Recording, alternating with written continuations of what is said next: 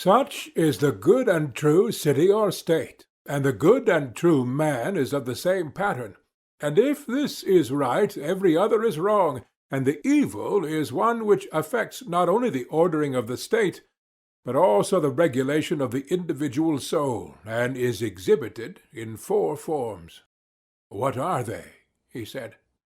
I was proceeding to tell the order in which the four evil forms appeared to me to succeed one another, when Polemarchus, who was sitting a little way off, just beyond Adeimantus, began to whisper to him. Stretching forth his hand, he took hold of the upper part of his coat by the shoulder, and drew him towards him, leaning forward himself so as to be quite close, and saying something in his ear, of which I only caught the words, "Shall we let him off?" or "What shall we do?" "Certainly not," said Adeimantus, raising his voice. "Who is it," I said, "whom you are refusing to let off?" "You," he said. I repeated, "Why am I especially not to be let off?" "Why," he said, "we think that you are lazy, and mean to cheat us out of a whole chapter which is a very important part of the story, and you fancy that we shall not notice your airy way of proceeding, as if it were self-evident to everybody that in the matter of women and children friends have all things in common." "And was I not right, Adeimantus?" "Yes," he said. "But what is right in this particular case, like everything else, requires to be explained, for community may be of many kinds. Please, therefore, to say what sort of community you mean. We have been long expecting that you would tell us something about the family life of your citizens, how they will bring children into the world and rear them when they have arrived, and, in general, what is the nature of this community of women and children. For we are of opinion that the right or wrong management of such matters will have a great and paramount influence on the state for good or for evil. And now, since the question is still undetermined, and you are taking in hand another state, we have resolved, as you heard, not to let you go until you give an account of all this." "To that resolution," said Glaucon, "you may regard me as saying agreed." "And without more ado," said Thrasymachus, "you may consider us all to be equally agreed." I said, "You know not what you are doing in thus assailing me. What an argument are you raising about the state, just as I thought that I had finished, and was only too glad that I had laid this question to sleep, and was reflecting how fortunate I was in your acceptance of what I then said. You ask me to begin again at the very foundation, ignorant of what a hornet's nest of words you are stirring. Now I foresaw this gathering trouble, and avoided it." "For what purpose do you conceive that we have come here?" said Thrasymachus. "To look for gold, or to hear discourse?" "Yes, but discourse should have a limit."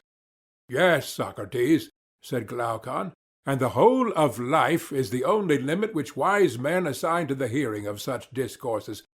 But never mind about us. Take heart yourself, and answer the question in your own way. What sort of community of women and children is this which is to prevail among our guardians, and how shall we manage the period between birth and education, which seems to require the greatest care? Tell us how these things will be."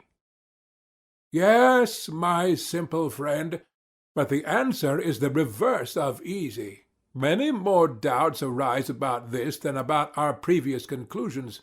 For the practicability of what is said may be doubted, and looked at in another point of view, whether the scheme, if ever so practicable, would be for the best is also doubtful. Hence I feel a reluctance to approach the subject, lest our aspiration, my dear friend, should turn out to be a dream only." "Fear not," he replied, "for your audience will not be hard upon you. They are not skeptical or hostile." I said, "My good friend, I suppose that you mean to encourage me by these words?" "Yes," he said. "Then let me tell you that you are doing just the reverse.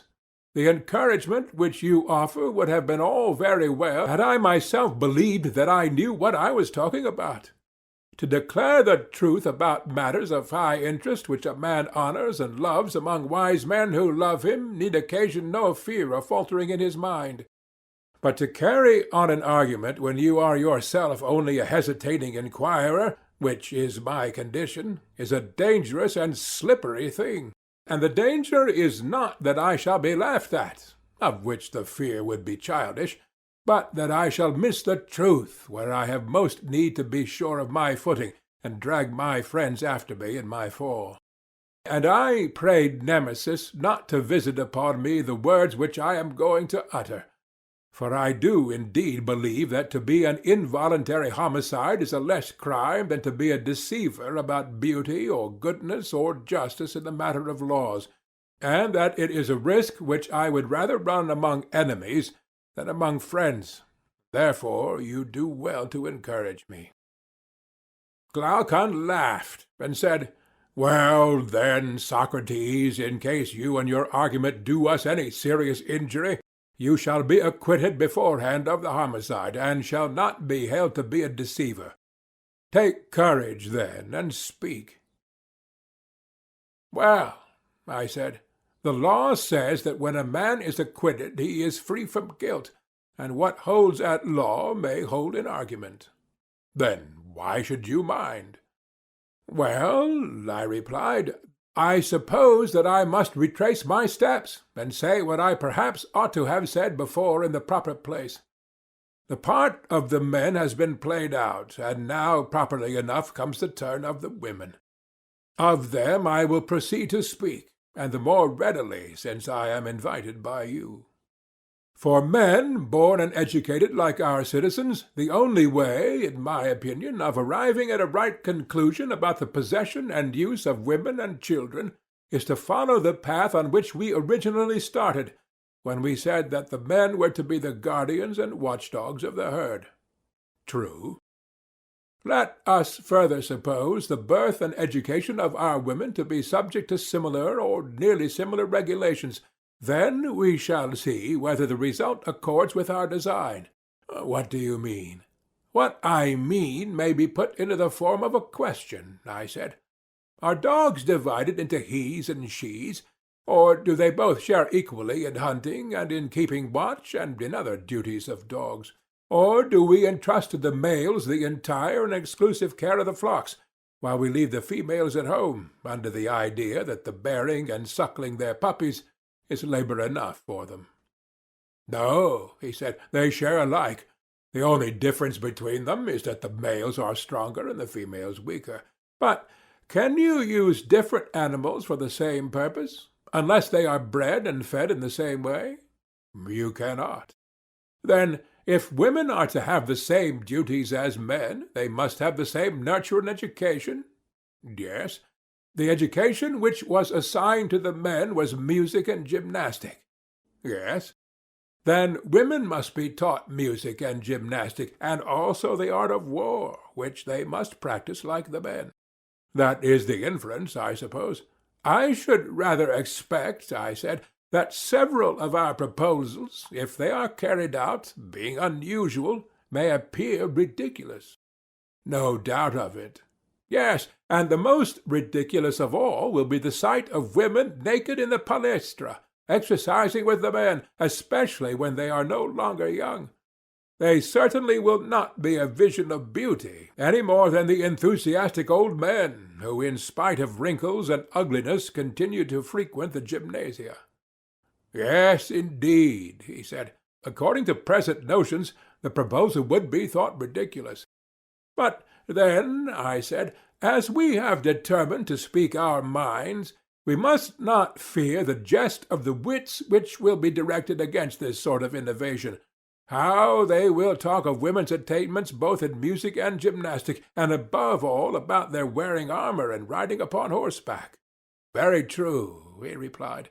Yet, having begun, we must go forward to the rough places of the law, at the same time begging of these gentlemen for once in their life to be serious.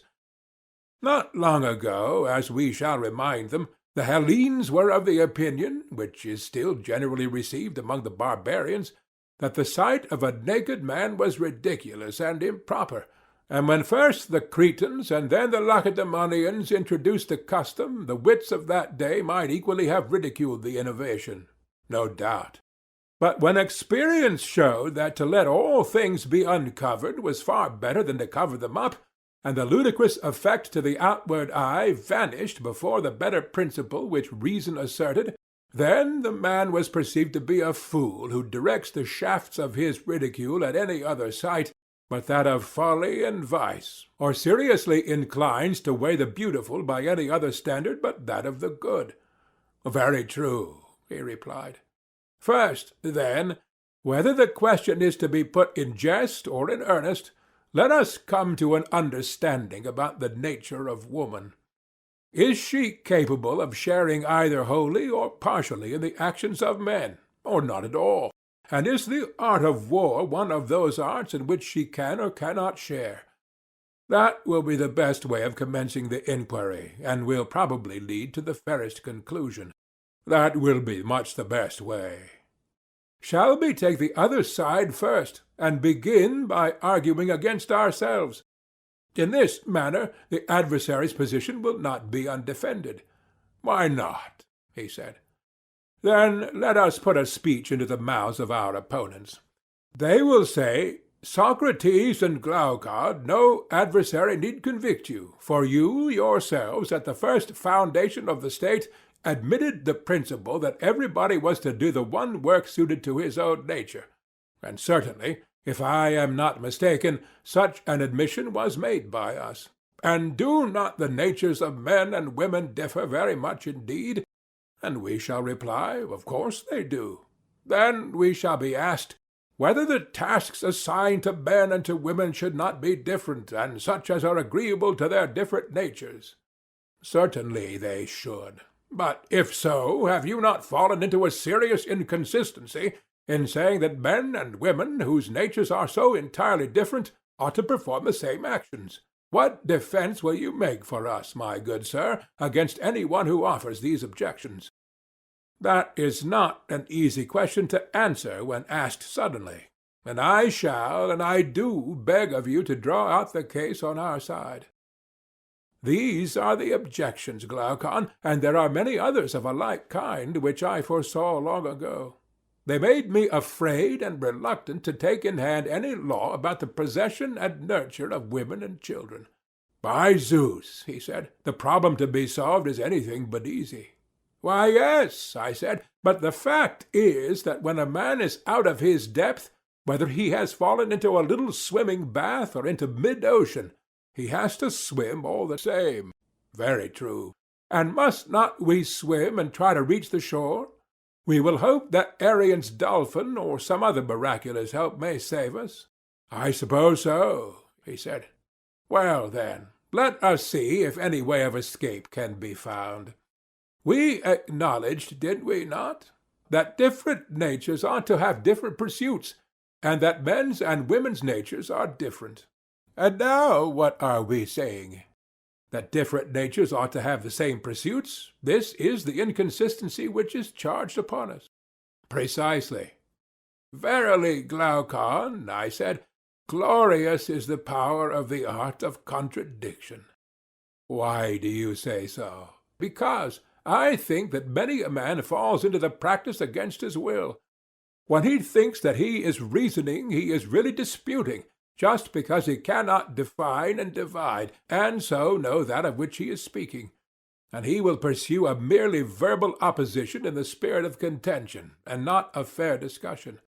Yes, he replied, such is very often the case. But what has that to do with us and our argument? A great deal, for there is certainly a danger of our getting unintentionally into a verbal opposition. In what way? Why, we valiantly and pugnaciously insist upon the verbal truth, that different natures ought to have different pursuits, but we never considered at all what was the meaning of sameness or difference of nature, or why we distinguished them when we assigned different pursuits to different natures, and the same to the same natures. Why, no, he said, that was never considered by us. I said, suppose that by way of illustration we were to ask the question whether there is not an opposition in nature between bald men and hairy men.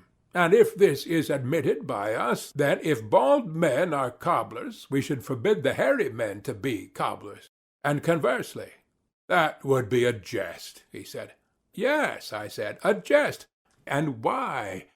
Because we never meant when we constructed the state that the opposition of natures should extend to every difference, but only to those differences which affected the pursuit in which the individual is engaged. We should have argued, for example, that a physician and one who is in mind a physician may be said to have the same nature. True, whereas the physician and the carpenter have different natures. Certainly. And if, I said, the male and female sex appear to differ in their fitness for any art or pursuit, we should say that such pursuit or art ought to be assigned to one or the other of them. But if the difference consists only in women bearing and men begetting children, this does not amount to a proof that a woman differs from a man in respect to the sort of education she should receive, and we shall therefore continue to maintain that our guardians and their wives ought to have the same pursuits. Very true, he said. Next, we shall ask our opponent how, in reference to any of the pursuits or arts of civic life, the nature of a woman differs from that of a man. That will be quite fair, and perhaps he, like yourself, will reply that to give a sufficient answer on the instant is not easy, but after a little reflection there is no difficulty. Yes, perhaps. Suppose, then, that we invite him to accompany us in the argument, and then we may hope to show him that there is nothing peculiar in the constitution of women which would affect them in the administration of the state. By all means. Let us say to him, "Come now, and we will ask you a question. When you spoke of a nature gifted or not gifted in any respect, did you mean to say that one man will acquire a thing easily, another with difficulty? A little learning will lead the one to discover a great deal, whereas the other, after much study and application, no sooner learns than he forgets? Or again, did you mean that the one has a body which is a good servant to his mind, while the body of the other is a hindrance to him? Would not these be the sort of differences which distinguish the man gifted by nature from the one who is ungifted? No one will deny that. And can you mention any pursuit of mankind in which the male sex has not all these gifts and qualities in a higher degree than the female? Need I waste time in speaking of the art of weaving and the management of pancakes and preserves, in which womankind does really appear to be great, and in which for her to be beaten by a man is of all things the most absurd? You are quite right, he replied, in maintaining the general inferiority of the female sex, although many women are in many things superior to many men. Yet on the whole what you say is true. And if so, my friend, I said, there is no special faculty of administration in a state which a woman has because she is a woman, or which a man has by virtue of his sex. But the gifts of nature are alike diffused in both. All the pursuits of men are the pursuits of women also, but in all of them a woman is inferior to a man. Very true. Then are we to impose all our enactments on men and none of them on women? That will never do. One woman has a gift of healing, another not. One is a musician, and another has no music in her nature. Very true. And one woman has a turn for gymnastics and military exercises, and another is unwarlike and hates gymnastics. Certainly. And one woman is a philosopher, and another is an enemy of philosophy. One has spirit, and another is without spirit. That is also true. Then one woman will have the temper of a guardian, and another not. Was not the selection of the male guardians determined by differences of this sort? Yes. Men and women alike possess the qualities which make a guardian. They differ only in their comparative strength or weakness. Obviously. And those women who have such qualities are to be selected as the companions and colleagues of men who have similar qualities, and whom they resemble in capacity and in character? Very true. And ought not the same natures to have the same pursuits? They ought. Then As we were saying before, there is nothing unnatural in assigning music and gymnastic to the wives of the guardians. To that point we come round again. Certainly not. The law which we then enacted was agreeable to nature, and therefore not an impossibility or mere aspiration, and the contrary practice, which prevails at present, is in reality a violation of nature. That appears to be true. We had to consider first whether our proposals were possible, and secondly, whether they are the most beneficial. Yes. And the possibility has been acknowledged? Yes. The very great benefit was next to be established? Quite so. You will admit that the same education which makes a man a good guardian will make a woman a good guardian, for their original nature is the same? Yes.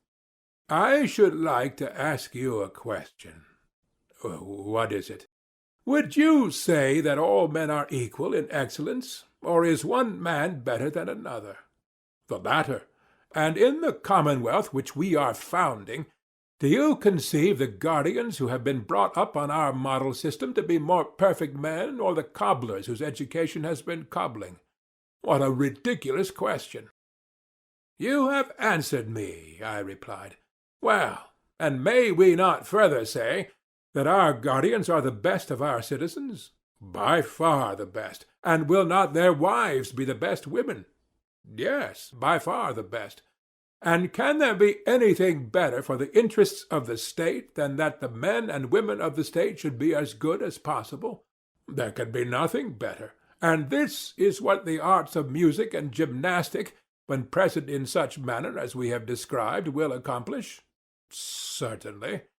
Then we have made an enactment not only possible, but in the highest degree beneficial to the state? True. Then let the wives of our guardians strip, for their virtue will be their robe, and let them share in the toils of war and the defence of their country. Only in the distribution of labours the lighter are to be assigned to the women, who are the weaker natures, but in other respects their duties are to be the same. And as for the man who laughs at naked women exercising their bodies from the best of motives, in his laughter he is plucking a fruit of unripe wisdom. And he himself is ignorant of what he is laughing at, or what he is about. For that is, and ever will be, the best of sayings, that the useful is the noble, and the hurtful is the base. Very true. Here, then, is one difficulty in our law about women, which we may say that we have now escaped. The wave has not swallowed us up alive for enacting that the guardians of either sex should have all the pursuits in common. To the utility and also to the possibility of this arrangement, the consistency of the argument with itself bears witness. Yes, that was a mighty wave which you have escaped. Yes, I said, but a greater is coming. You will not think much of this when you see the next. Go on, let me see.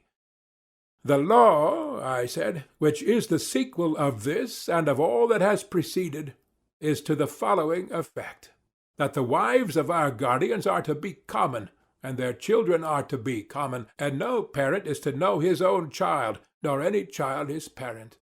Yes, he said, that is a much greater wave than the other, and the possibility as well as the utility of such a law are far more questionable. I do not think, I said, that there can be any dispute about the very great utility of having wives and children in common. The possibility is quite another matter, and will be very much disputed. I think that a good many doubts may be raised about both. You imply that the two questions must be combined, I replied. Now, I meant that you should admit the utility, and in this way, as I thought, I should escape from one of them, and then there would remain only the possibility. But that little attempt is detected, and therefore you will please to give a defence of both. Well, I said, I submit to my fate. Yet grant me a little favour. Let me feast my mind with the dream, as daydreamers are in the habit of feasting themselves when they are walking alone. For before they have discovered any means of effecting their wishes, that is, a matter which never troubles them, They would rather not tire themselves by thinking about possibilities. But assuming that what they desire is already granted to them, they proceed with their plan, and delight in detailing what they mean to do when their wish has come true. That is a way which they have of not doing much good to a capacity which was never good for much. Now, I myself am beginning to lose heart, and I should like, with your permission, to pass over the question of possibility at present. Assuming, therefore, the possibility of the proposal, I shall now proceed to inquire how the rulers will carry out these arrangements, and I shall demonstrate that our plan, if executed, will be of the greatest benefit to the state and to the guardians. First of all, then, if you have no objection, I will endeavor, with your help, to consider the advantages of the measure, and hereafter the question of possibility. I have no objection. Proceed. First, I think that if our rulers and our auxiliaries are to be worthy of the name which they bear, there must be willingness to obey in the one, and the power of command in the other. The guardians must themselves obey the laws, and they must also imitate the spirit of them in any details which are entrusted to their care. That is right, he said. You, I said, who are their legislator, having selected the men, will now select the women and give them to them. They must be as far as possible of like natures with them. They must live in common houses and meet at common meals. None of them will have anything specially his or her own. They will be together, and will be brought up together, and will associate at gymnastic exercises. And so they will be drawn by a necessity of their natures to have intercourse with each other. Necessity is not too strong a word, I think. Yes, he said, necessity, not geometrical, but another sort of necessity which lovers know, and which is far more convincing and constraining to the mass of mankind. True, I said, and this Glaucon, like all the rest, must proceed after an orderly fashion. In a city of the blessed, licentiousness is an unholy thing which the rulers will forbid. Yes, he said, and it ought not to be permitted. Then clearly the next thing will be to make matrimony sacred in the highest degree, and what is most beneficial will be deemed sacred. Exactly. And how can marriages be made most beneficial? That is a question which I put to you, because I see in your house dogs for hunting, and of the nobler sort of birds not a few. Now, I beseech you, do tell me, have you ever attended to their pairing and breeding? In what particulars? Why, in the first place, although they are all of a good sort, are not some better than others? True. And do you breed from them all indifferently? Or do you take care to breed from the best only? From the best. And do you take the oldest or the youngest, or only those of ripe age? I choose only those of ripe age. And if care was not taken in the breeding, your dogs and birds would greatly deteriorate? Certainly. And the same of horses and animals in general? Undoubtedly. Good heavens, my dear friend, I said, what consummate skill will our rulers need if the same principle holds of the human species? Certainly, the same principle holds, but why does this involve any particular skill? Because, I said, our rulers will often have to practice upon the body corporate with medicines. Now, you know that when patients do not require medicines, but have only to be put under a regimen, the inferior sort of practitioner is deemed to be good enough. But when medicine has to be given, then the doctor should be more of a man. That is quite true, he said. But to what are you alluding? I mean, I replied, that our rulers will find a considerable dose of falsehood and deceit necessary for the good of their subjects. We were saying that the use of all these things regarded as medicines might be of advantage. And we were very right, and this lawful use of them seems likely to be often needed in the regulations of marriages and births. How so? Why, I said, the principle has already been laid down that the best of either sex should be united with the best as often, and the inferior with the inferior as seldom as possible. and that they should rear the offspring of the one sort of union, but not of the other, if the flock is to be maintained in first-rate condition. Now, these goings-on must be a secret which the rulers only know, and there will be a further danger of our herd, as the guardians may be termed, breaking out into rebellion. Very true. Had we not better appoint certain festivals at which we will bring together the brides and bridegrooms, and sacrifices will be offered, and suitable hymeneal songs composed by our poets? The number of weddings is a matter which must be left to the discretion of the rulers, whose aim will be to preserve the average of population. There are many other things which they will have to consider, such as the effects of wars and diseases and similar agencies, in order, as far as this is possible, to prevent the state from becoming either too large or too small. Certainly, he replied. We shall have to invent some ingenious kind of lots, which the less worthy may draw on each occasion of our bringing them together, and then they will accuse their own ill luck, and not the rulers. To be sure, he said. And I think that our braver and better youth, besides their other honors and rewards, might have greater facilities of intercourse with women given them. Their bravery will be a reason, and such fathers ought to have as many sons as possible.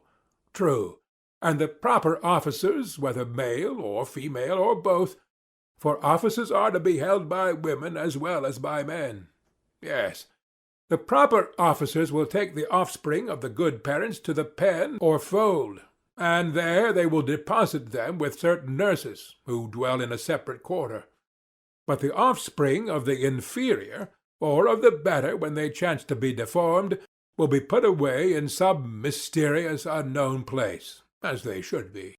Yes, he said, that must be done if the breed of the guardians is to be kept pure. They will provide for their nurture, and will bring the mothers to the fold when they are full of milk, taking the greatest possible care that no mother recognizes her own child, and other wet nurses may be engaged if more are required. Care will also be taken that the process of suckling shall not be protracted too long, and the mothers will have no getting up at night or other trouble, but will hand over all this sort of thing to the nurses and attendants.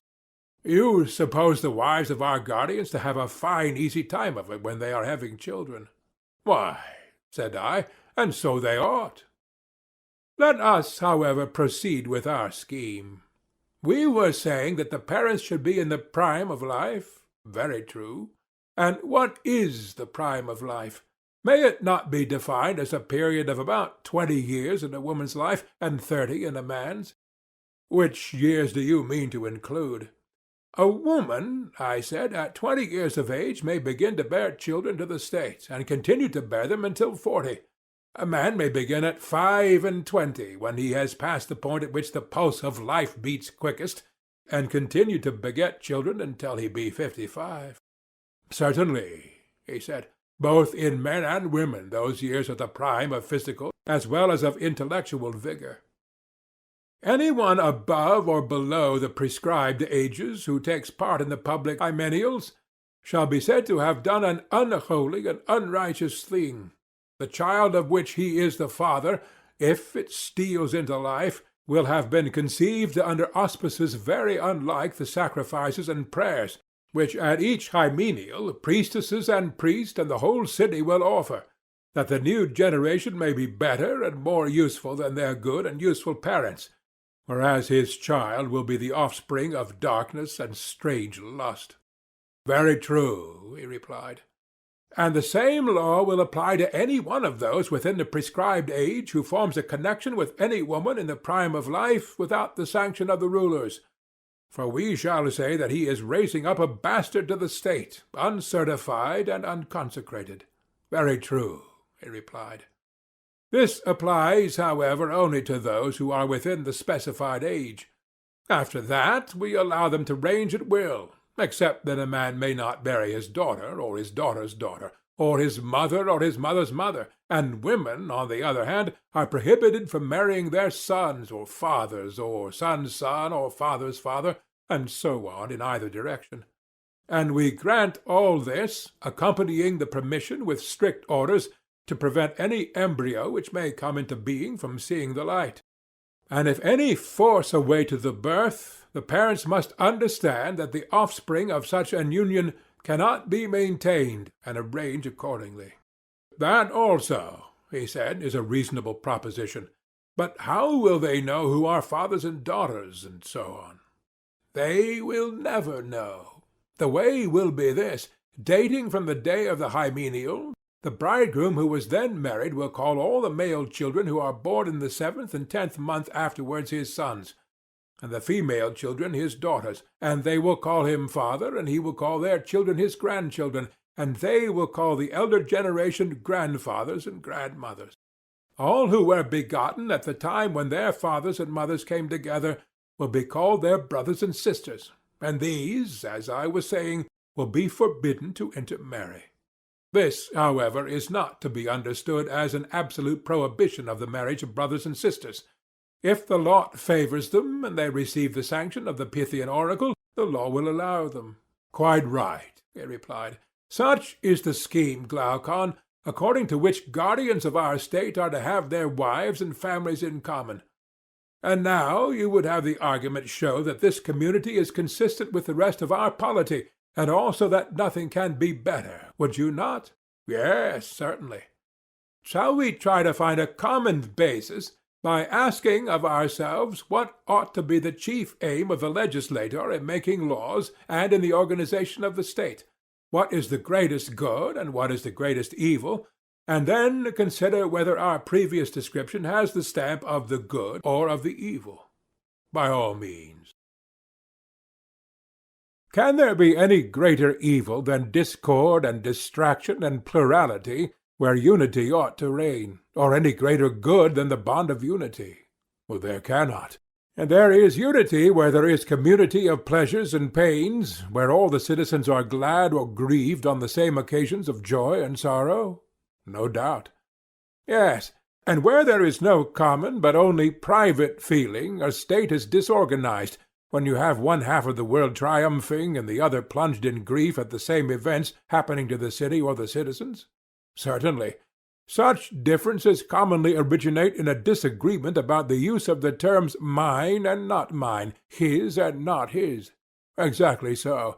And is not that the best ordered state in which the greatest number of persons apply the terms mine and not mine in the same way to the same thing? Quite true.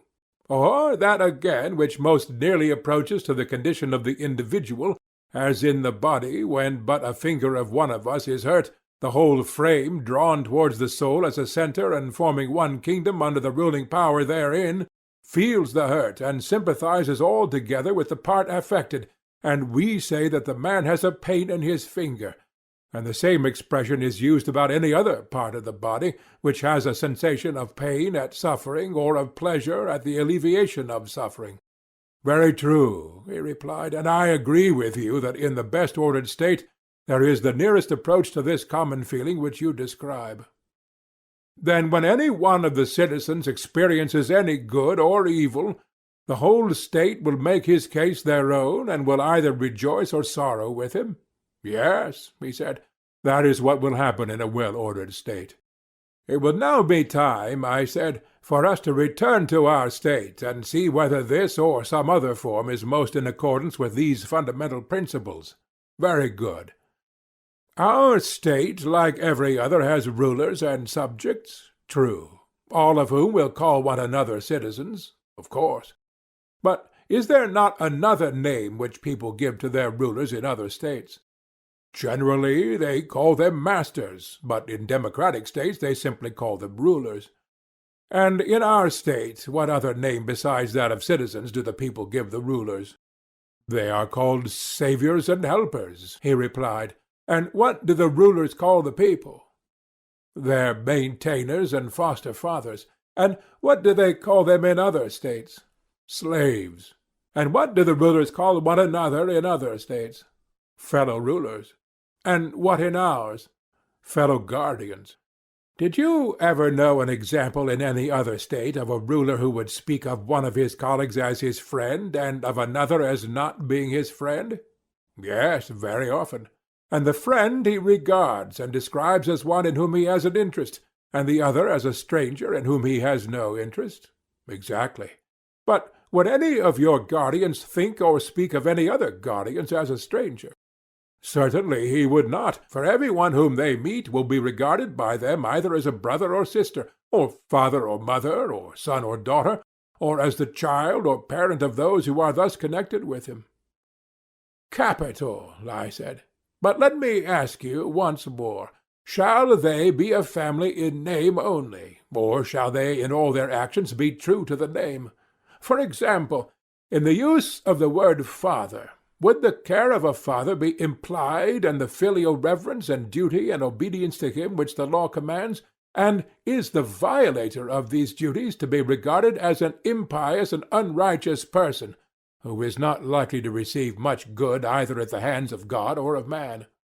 Are these to be or not to be the strains which the children will hear repeated in their ears by all the citizens about those who are intimated to them to be their parents and the rest of their kinsfolk? These, he said, and none other. For what can be more ridiculous than for them to utter the names of family ties with the lips only, and not to act in the spirit of them? Then in our city the language of harmony and concord will be more often heard than in any other. As I was describing before, when any one is well or ill, the universal word will be, with me it is well, or it is ill.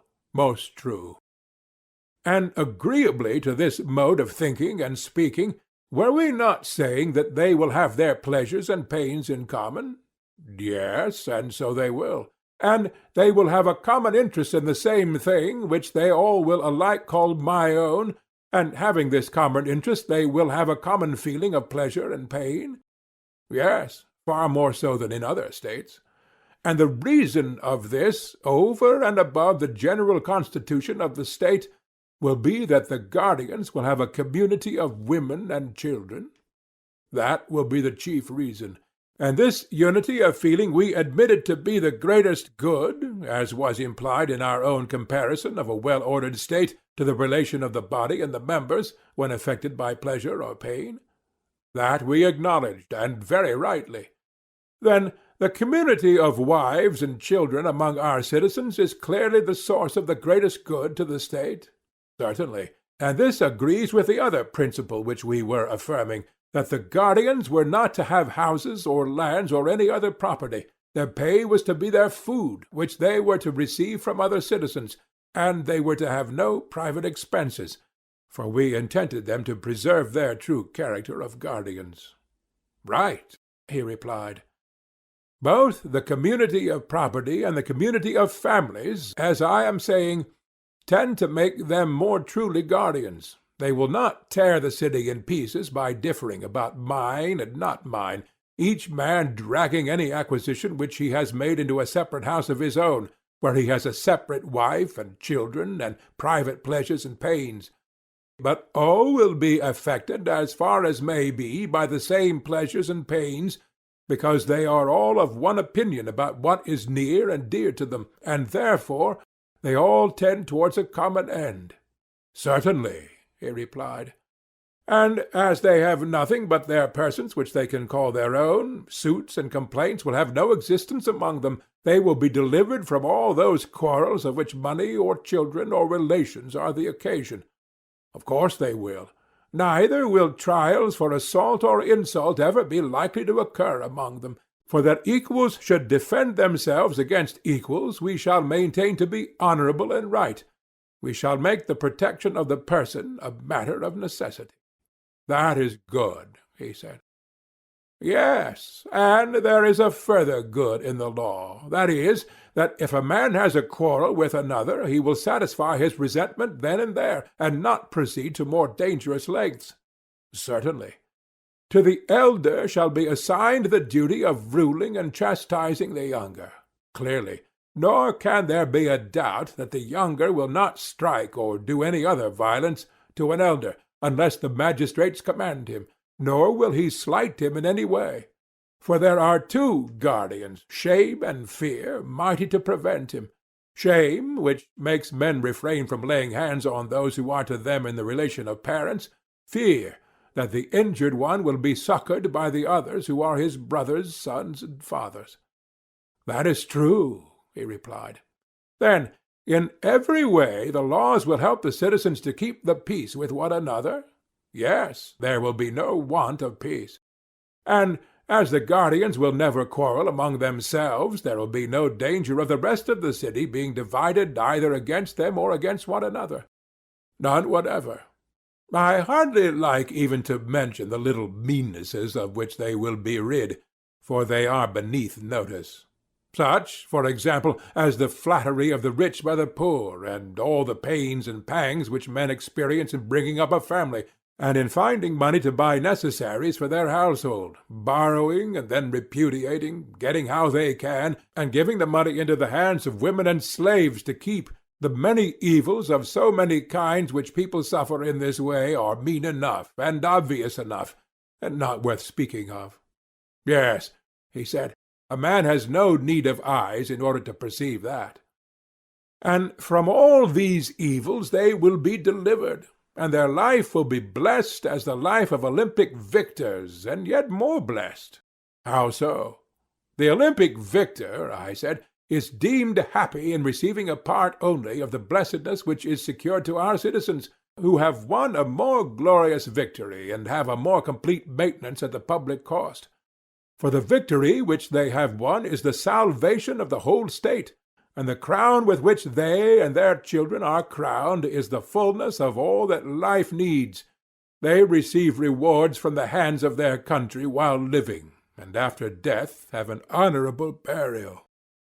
Yes, he said, and glorious rewards they are. Do you remember, I said, how in the course of the previous discussion some one, who shall remain nameless, accused us of making our guardians unhappy? They had nothing and might have possessed all things, to whom we replied that if an occasion offered, we might perhaps hereafter consider this question, but that, as at present advised, we would make our guardians truly guardians, and that we were fashioning the state with a view to the greatest happiness, not of any particular class, but of the whole. Yes, I remember. And what do you say, now that the life of our protectors is made out to be far better and nobler than that of Olympic victors? Is the life of shoemakers or any other artisans, or of husbandmen, to be compared with it? Certainly not.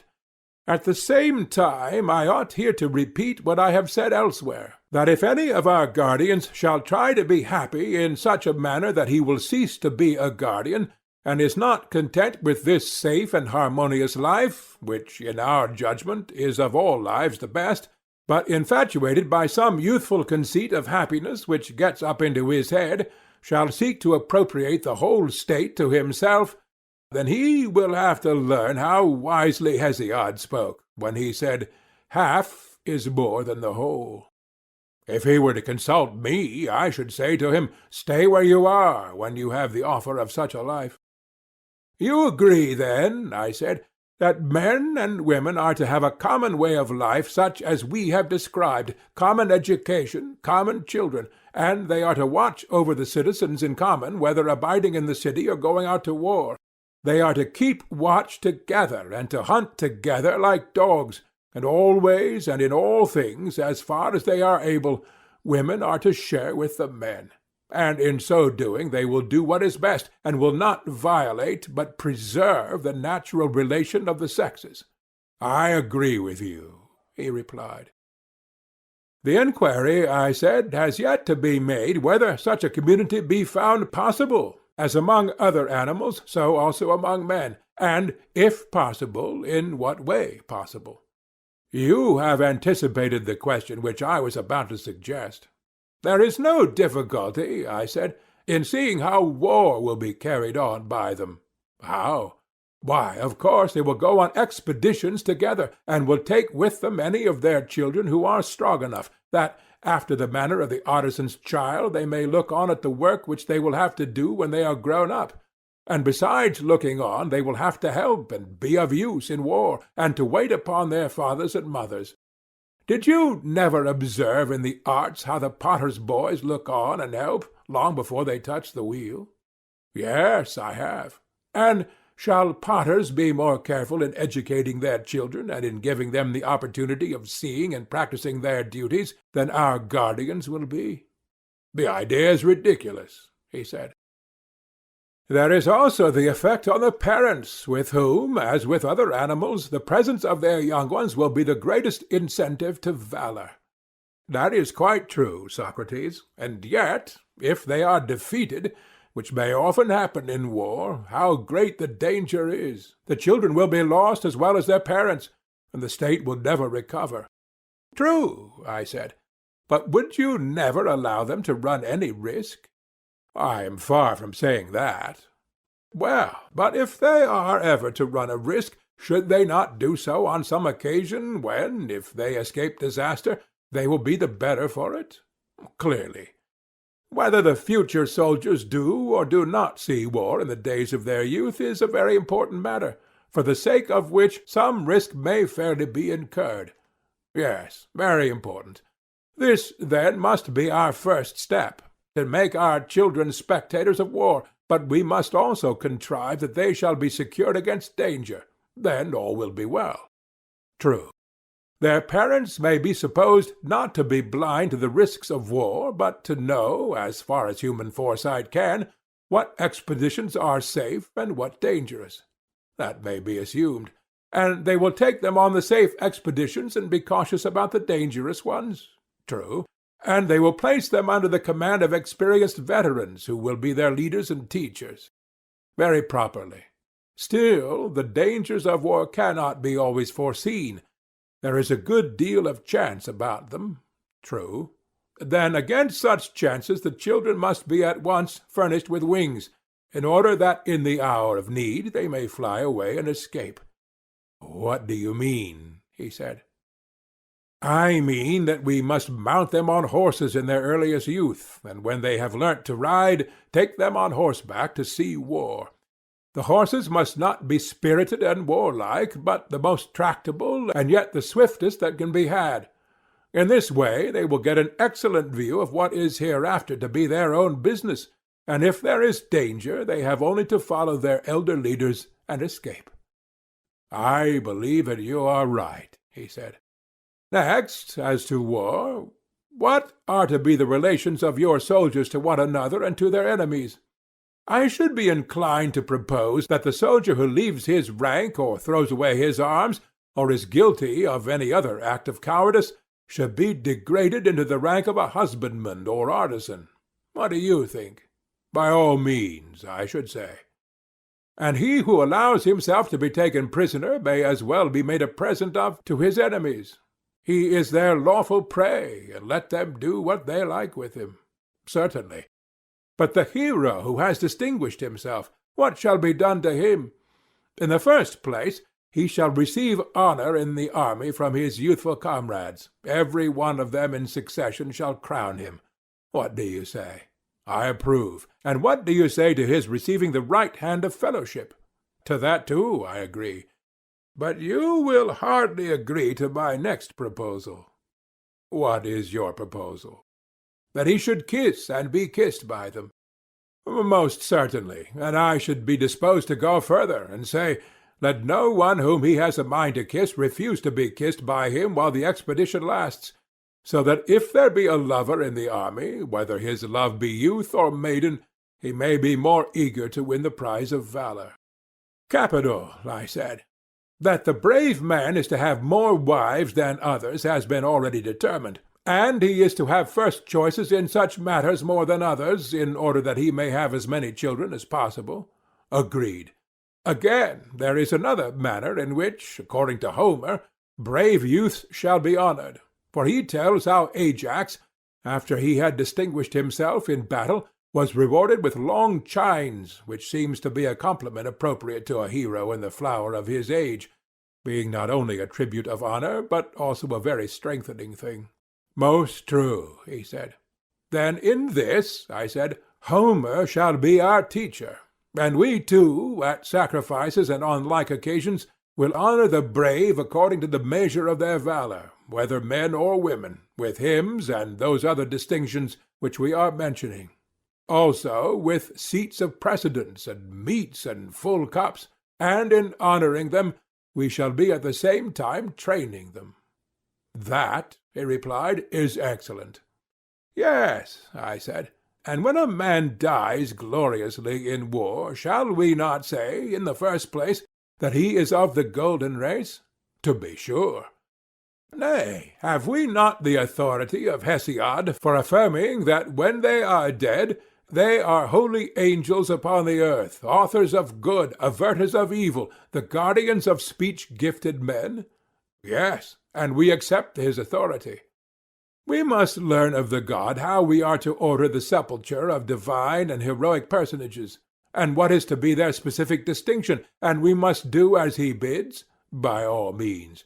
And in ages to come we will reverence them and kneel before their sepulchres as at the graves of heroes, and not only they, but any who are deemed preeminently good, whether they die from age or in any other way, shall be admitted to the same honors." "That is very right," he said. "Next, how shall our soldiers treat their enemies? What about this?" "In what respect do you mean?" "Well, first of all, in regard to slavery. Do you think it right that Hellenes should enslave Hellenic states, or allow others to enslave them, if they can help? Should not their custom be to spare them, considering the danger which there is that the whole race may one day fall under the yoke of the barbarians? To spare them is infinitely better. Then no Hellene should be owned by them as a slave. That is a rule which they will observe, and advise the other Hellenes to observe." "Certainly," he said. "They will in this way be united against the barbarians, and will keep their hands off one another." "Next, as to the slain. Ought the conquerors," I said, "to take anything but their armor? Does not the practice of despoiling an enemy afford an excuse for not facing the battle? Cowards skulk about the field pretending that they are fulfilling a duty, and many an army before now has been lost from this love of plunder." "Very true. And is there not illiberality and avarice in robbing a corpse, and also a degree of meanness and womanishness in making an enemy of the dead body when the real enemy has flown away and left only his fighting gear behind him? Is not this rather like a dog who cannot get at his assailant, quarrelling with the stones which strike him instead?" "Very like a dog," he said. "Then we must abstain from spoiling the dead or hindering their burial?" "Yes," he replied, "we most certainly must." "Neither shall we offer up arms at the temples of the gods, least of all the arms of Hellenes, if we care to maintain good feeling with other Hellenes, and indeed we have reason to fear that the offering of spoils taken from kinsmen may be a pollution unless commanded by the god himself." "Very true. Again, as to the devastation of Hellenic territory or the burning of houses, what is to be the practice?" "May I have the pleasure," he said, "of hearing your opinion?" "Both shall be forbidden in my judgment. I would take the annual produce and no more. Shall I tell you why?" "Pray do." "Why, you see, there is a difference in the names discord and war, and I imagine that there is also a difference in their natures. The one is expressive of what is internal and domestic, the other of what is external and foreign, and the first of the two is termed discord, and only the second war." "That is a very proper distinction," he replied. "And may I not observe with equal propriety that the Hellenic race is all united together by ties of blood and friendship, and alien and strange to the barbarians?" "Very good," he said. "And therefore, when Hellenes fight with barbarians, and barbarians with Hellenes, they will be described by us as being at war when they fight, and by nature enemies, and this kind of antagonism should be called war. But when Hellenes fight with one another, we shall say that Hellas is then in a state of disorder and discord, they being by nature friends, and such enmity is to be called discord." "I agree." "Consider then," I said, "when that which we have acknowledged to be discord occurs, and a city is divided, if both parties destroy the lands and burn the houses of one another, how wicked does the strife appear! No true lover of his country would bring himself to tear in pieces his own nurse and mother. There might be reason in the conqueror depriving the conquered of their harvest, but still they would have the idea of peace in their hearts, and would not mean to go on fighting forever. Yes, he said, that is a better temper than the other. And will not the city which you are founding be a Hellenic city? It ought to be, he replied. Then will not the citizens be good and civilized? Yes, very civilized. And will they not be lovers of Hellas, and think of Hellas as their own land, and share in the common temples? Most certainly. And any difference which arises among them will be regarded by them as discord, only a quarrel among friends, which is not to be called a war. Certainly not.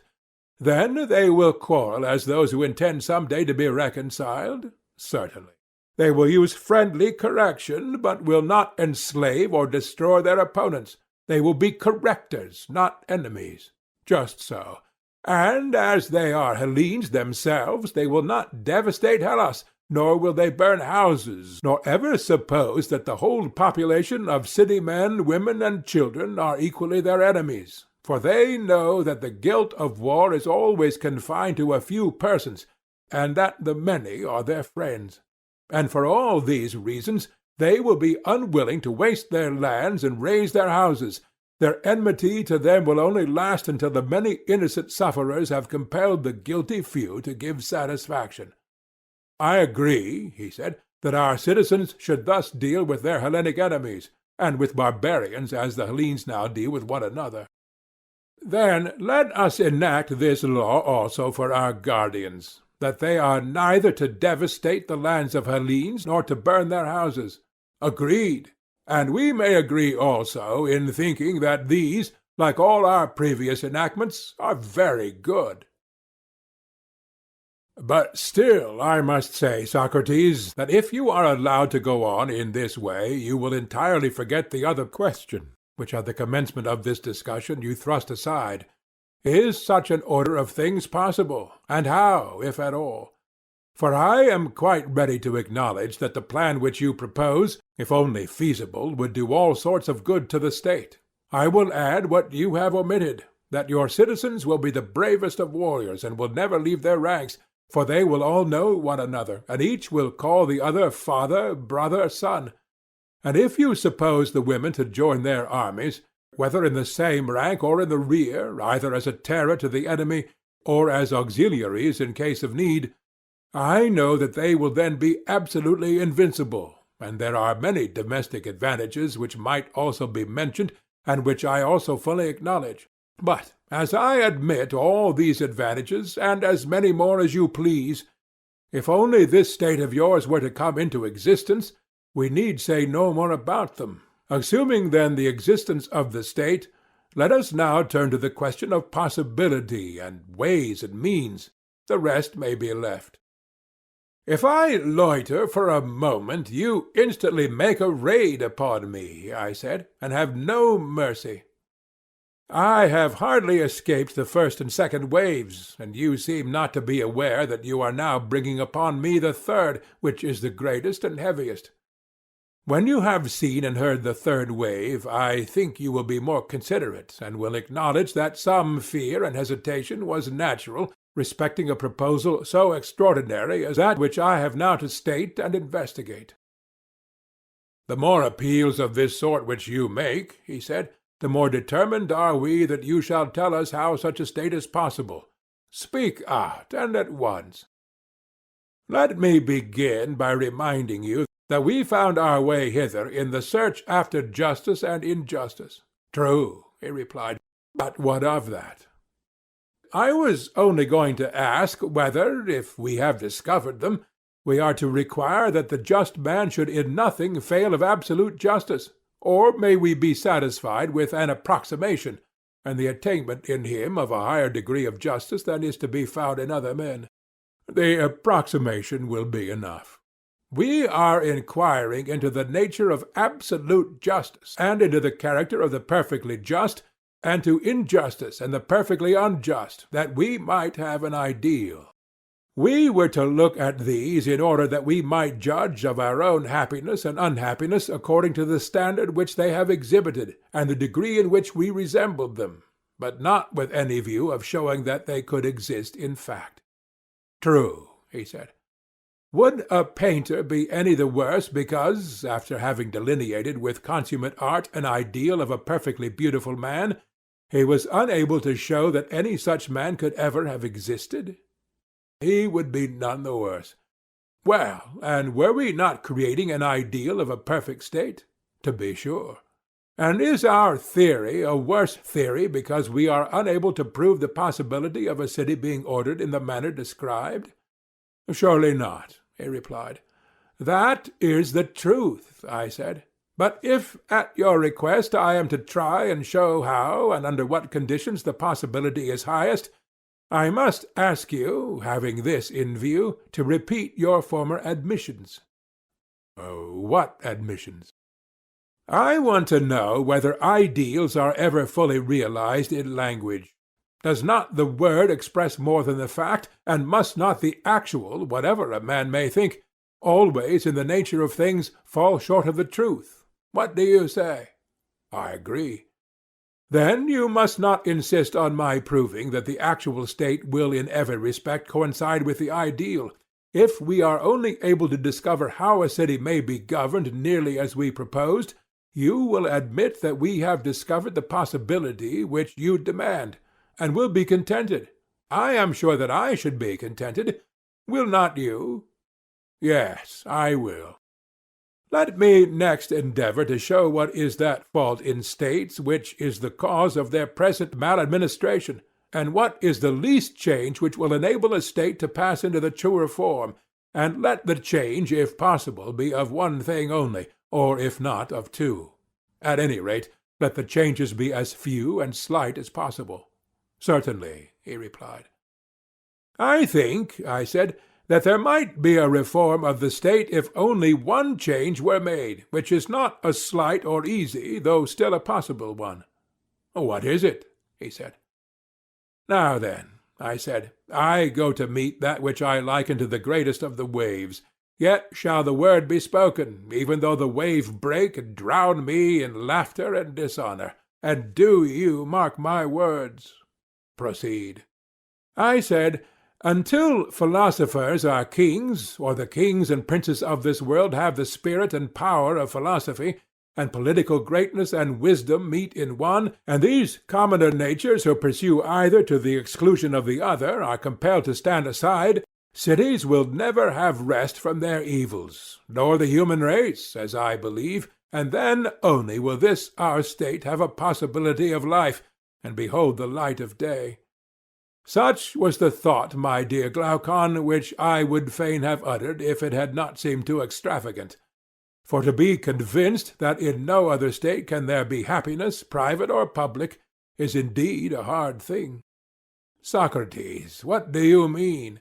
I would have you consider that the word which you have uttered is one at which numerous persons, and very respectable persons too, in a figure pulling off their coats all in a moment, and seizing any weapon that comes to hand, will run at you might and main before you know where you are, intending to do heaven knows what. And if you don't prepare an answer and put yourself in motion, you will be pared by their fine wits, and no mistake. You got me into the scrape, I said, and I was quite right. However, I will do all I can to get you out of it. But I can only give you good will and good advice, and perhaps I may be able to fit answers to your questions better than another. That is all. And now, having such an auxiliary, you must do your best to show the unbelievers that you are right. I ought to try, I said, since you offer me such invaluable assistance. And I think that if there is to be a chance of our escaping, we must explain to them whom we mean when we say that philosophers are to rule in the state. Then we shall be able to defend ourselves. There will be discovered to be some natures who ought to study philosophy and to be leaders in the state, and others who are not born to be philosophers and are meant to be followers rather than leaders. Then now for a definition, he said. Follow me, I said, and I hope that I may in some way or other be able to give you a satisfactory explanation. Proceed. I dare say that you remember, and therefore I need not remind you, that a lover, if he is worthy of the name, ought to show his love, and not to some one part of that which he loves, but to the whole. I really do not understand, and therefore beg of you to assist my memory. Another person, I said, might fairly reply as you do, but a man of pleasure like yourself ought to know that all who are in the flower of youth do somehow or other raise a pang or emotion in a lover's breast, and are thought by him to be worthy of his affectionate regards. Is not this a way which you have with the fair? One has a snub nose, and you praise his charming face. The hook nose of another has, you say, a royal look, while he who is neither snub nor hooked has the grace of regularity. The dark visage is manly, the fair are children of the gods, and as to the sweet honey pale, as they are called, what is the very name but the invention of a lover who talks in diminutives, and is not averse to paleness if appearing on the cheek of youth? In a word, there is no excuse which you will not make, and nothing which you will not say, in order not to lose a single flower that blooms in the spring-time of youth. If you make me an authority in matters of love, for the sake of the argument, I assent. And what do you say of lovers of wine? Do you not see them doing the same? They are glad of any pretext of drinking any wine. Very good. And the same is true of ambitious men. If they cannot command an army, they are willing to command a file, and if they cannot be honored by really great and important persons, they are glad to be honored by lesser and meaner people, but honor of some kind they must have. Exactly. Once more, let me ask, does he who desires any class of goods desire the whole class or a part only? The whole. And may we not say of the philosopher that he is a lover, not of a part of wisdom only, but of the whole? Yes, of the whole. And he who dislikes learning, especially in youth, when he has no power of judging what is good and what is not, such an one we maintain not to be a philosopher or a lover of knowledge, just as he who refuses his food is not hungry, and may be said to have a bad appetite, and not a good one. Very true, he said. Whereas he who has a taste for every sort of knowledge, and who is curious to learn and is never satisfied, may be justly termed a philosopher. Am I not right? Glaucon said, If curiosity makes a philosopher, you will find many a strange being will have a title to the name. All the lovers of sights have a delight in learning, and must therefore be included. Musical amateurs, too, are a folk strangely out of place among philosophers, for they are the last persons in the world who would come to anything like a philosophical discussion, if they could help, while they run about at the Dionysiac festivals as if they had let out their ears to hear every chorus. Whether the performance is in town or country, that makes no difference. They are there. Now, are we to maintain that all these, and any who have similar tastes, as well as the professors of quite minor arts, are philosophers? Certainly not, I replied. They are only an imitation. He said, Who then are the true philosophers? Those, I said, who are lovers of the vision of truth. That is also good, he said. But I should like to know what you mean. To another, I replied, I might have a difficulty in explaining, but I am sure that you will admit a proposition which I am about to make. What is the proposition? That since beauty is the opposite of ugliness, they are two. Certainly. And inasmuch as they are two, each of them is one. True again. And of just and unjust, good and evil, and every other class, the same remark holds. Taken singly, each of them is one, but from the various combinations of them, with actions and things, and with one another, they are seen in all sorts of lights and appear many. Very true. And this is the distinction which I draw between the sight-loving, art-loving, practical class, and those of whom I am speaking, and who are alone worthy of the name of philosophers. How do you distinguish them? He said. The lovers of sounds and sights, I replied, are, as I conceive, fond of fine tones and colours and forms and all the artificial products that are made out of them. But their mind is incapable of seeing or loving absolute beauty. True, he replied. Few are they who are able to attain the sight of this. Very true. And he who, having a sense of beautiful things, has no sense of absolute beauty, or who, if another lead him to a knowledge of that beauty, is unable to follow, of such a one, I ask, is he awake or in a dream only? Reflect, is not the dreamer, sleeping or waking, one who likens dissimilar things, who puts the copy in the place of the real object? I should certainly say that such an one was dreaming. But take the case of the other, who recognizes the existence of absolute beauty, and is able to distinguish the idea from the objects which participate in the idea, neither putting the subjects in the place of the idea, nor the idea in the place of the objects. Is he a dreamer, or is he awake? He is wide awake. And may we not say that the mind of the one who knows has knowledge, and that the mind of the other, who opines only, has opinion? Certainly. But suppose that the latter should quarrel with us and dispute our statement. Can we administer any soothing cordial or advice to him, without revealing to him that there is sad disorder in his wits? We must certainly offer him some good advice, he replied. Come, then, and let us think of something to say to him. Shall we begin by assuring him that he is welcome to any knowledge which he may have, and that we are rejoiced at his having it? But we should like to ask him a question.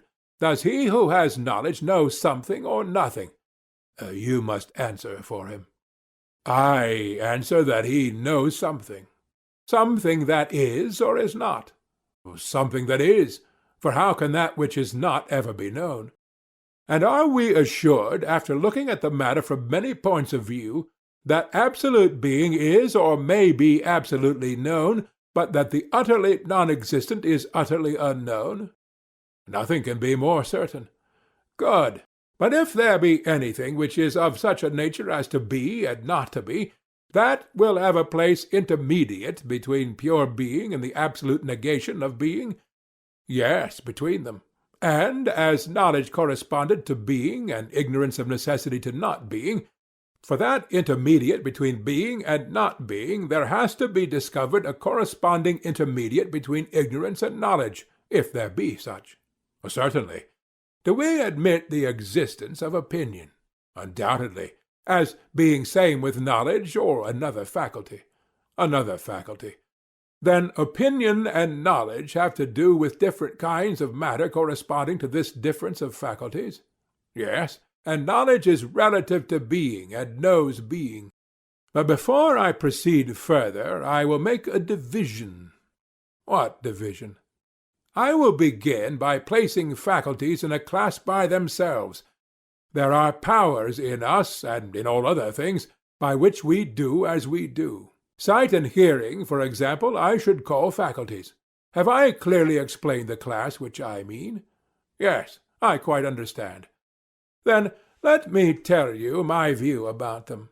I do not see them, and therefore the distinctions of figure, colour, and the like, which enable me to discern the differences of some things, do not apply to them.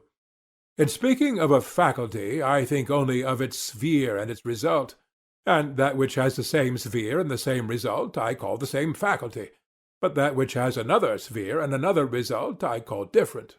Would that be your way of speaking? Yes. And will you be so very good as to answer one more question? Would you say that knowledge is a faculty, or in what class would you place it? Certainly knowledge is a faculty, and the mightiest of all faculties. And is opinion also a faculty? Certainly, he said, for opinion is that with which we are able to form an opinion. And yet you were acknowledging a little while ago that knowledge is not the same as opinion. Why, yes, he said. How can any reasonable being ever identify that which is infallible with that which errs? An excellent answer, proving, I said, that we are quite conscious of a distinction between them. Yes. Then knowledge and opinion, having distinct powers, have also distinct spheres or subject matters? That is certain. Being is the sphere and subject matter of knowledge, and knowledge is to know the nature of being? Yes. And an opinion is to have an opinion? Yes. Then do we know what we opine? Or is the subject matter of opinion the same as the subject matter of knowledge? Nay, he replied, that has been already disproven. If difference in faculty implies difference in the sphere or subject matter, and if, as we were saying, opinion and knowledge are distinct faculties, then the sphere of knowledge and of opinion cannot be the same. Then if being is the subject matter of knowledge, something else must be the subject matter of opinion? Yes, something else. Well, then, is not being the subject matter of opinion? Or rather, how can there be an opinion at all about not being? Reflect. When a man has an opinion, has he not an opinion about something? Can he have an opinion which is an opinion about nothing? Impossible. He who has an opinion about some one thing? Yes. And not being is not one thing, but, properly speaking, nothing. True. Of not being, ignorance was assumed to be the necessary correlative. Of being, knowledge. True, he said. Then opinion is not concerned either with being or with not being. Not with either. And can therefore neither be ignorance or knowledge. That seems to be true. But is opinion to be sought without and beyond either of them, in a greater clearness than knowledge, or in a greater darkness than ignorance? In neither. Then I suppose that opinion appears to you to be darker than knowledge, but lighter than ignorance? Both, and in no small degree. And also to be within and between them? Yes. Then you would infer that opinion is intermediate. No question. But were we not saying before that if anything appeared to be of a sort which is and is not at the same time, that sort of thing would appear also to lie in the interval between pure being and absolute not being, and that the corresponding faculty is neither knowledge nor ignorance, but will be found in the interval between them? True. And in that interval there has now been discovered something which we call opinion? There has. Then what remains to be discovered is the object which partakes equally of the nature of being and not being, and cannot rightly be termed either, pure and simple. This unknown term, when discovered, we may truly call the subject of opinion, and assign each to their proper faculty, the extremes to the faculties of the extremes, and the mean to the faculty of the mean. True. This being premised, I would ask the gentleman who is of the opinion that there is no absolute or unchangeable idea of beauty, in whose opinion the beautiful is manifold, he, I say, your lover of beautiful sights, who cannot bear to be told that the beautiful is one and the just is one, or that anything is one, to him I would appeal, saying, Will you be so very kind, sir, as to tell us whether, of all these beautiful things, there is one which will not be found ugly, or of the just which will not be found unjust, or of the holy which will not also be unholy? No, he replied, the beautiful will in some point of view be found ugly, and the same is true of the rest. And may not the many which are doubles be also halves? Doubles, that is, of one thing and halves of another? Quite true. And things great and small, heavy and light, as they are termed, will not be denoted by these any more than by the opposite names? True, both these and the opposite names will always attach to all of them. And can any one of these many things which are called by particular names be said to be this rather than not to be this? He replied, They are like the punning riddles which are asked at feasts, or the children's puzzle about the eunuch aiming at the bat, with what he hit him, as they say in the puzzle, and upon what the bat was sitting. The individual objects of which I am speaking are also a riddle, and have a double sense, nor can you fix them in your mind, either as being or not being, or both, or neither. Then what will you do with them? I said. Can they have a better place than between being and not being? For they are clearly not in greater darkness or negation than not being, and more full of light and existence than being. That is quite true, he said. Thus, then, we seem to have discovered that the many ideas which the multitude entertain about the beautiful and about all other things are tossing about in some region which is halfway between pure being and pure not being. We have. Yes, and we had before agreed that anything of this kind which we might find was to be described as matter of opinion, and not as matter of knowledge, being the intermediate flux which is caught and detained by the intermediate faculty. Quite true. Then those who see the many beautiful, and who yet neither see absolute beauty, nor can follow any guide who points the way thither, who see the many just and not absolute justice, and the like, such persons may be said to have opinion, but not knowledge. That is certain. But those who see the absolute and eternal and immutable may be said to know, and not to have opinion only, but neither can that be denied. The one love and embrace the subjects of knowledge, the other those of opinion. The latter are the same, as I dare say you will remember, who listened to sweet sounds and gazed upon fair colours, but would not tolerate the existence of absolute beauty. Yes, I remember. Shall we then be guilty of an impropriety in calling them lovers of opinion rather than lovers of wisdom, and will they be very angry with us for thus describing them? I shall tell them not to be angry. No man should be angry at what is true. But those who love the truth in each thing are to be called lovers of wisdom, and not lovers of opinion. Assuredly.